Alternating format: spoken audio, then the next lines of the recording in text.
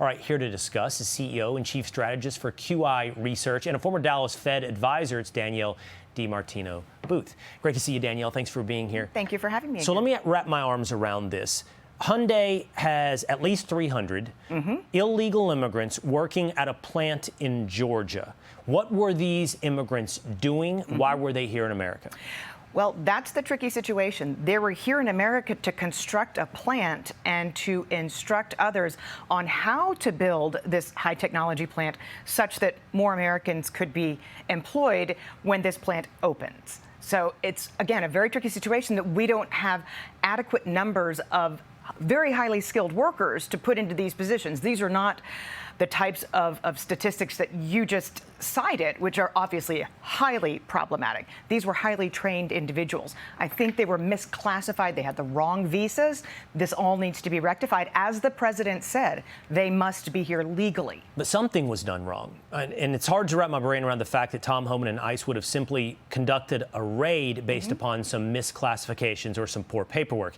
It would appear that these are either instructors that overstayed or did a different job than they were brought over to do. And the bottom line is, if you're building a plant in America, the idea is you employ Americans. Yes, and that is the absolute objective once this plant is built. And now, unfortunately, it's been put on ice to start the construction until mid-2026.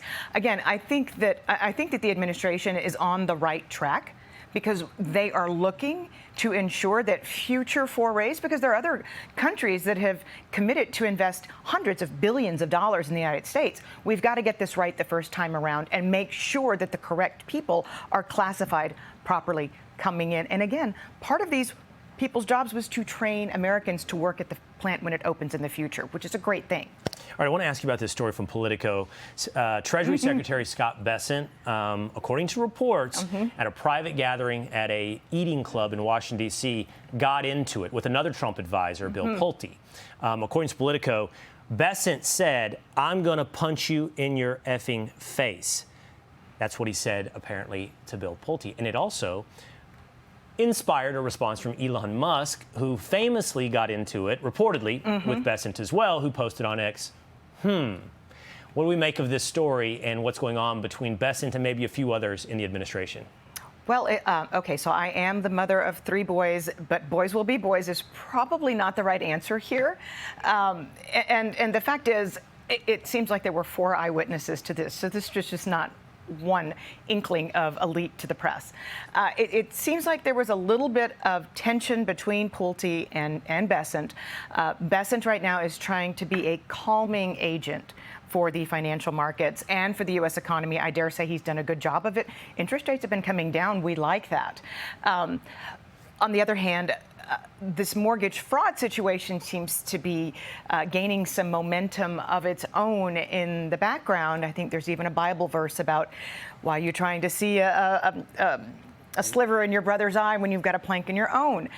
So this mortgage fraud thing, I think, has created a lot of undue attention. So the story is that Pulte wants to clean house at Fannie Mae and Freddie Mac, do a lot of firing, and Bessent wants to see calm markets. So calm markets, but fiery dinner meetings. That's the and the need, by the way, to eradicate mortgage fraud across the aisle in all places, so that we can have more affordable housing for all Americans.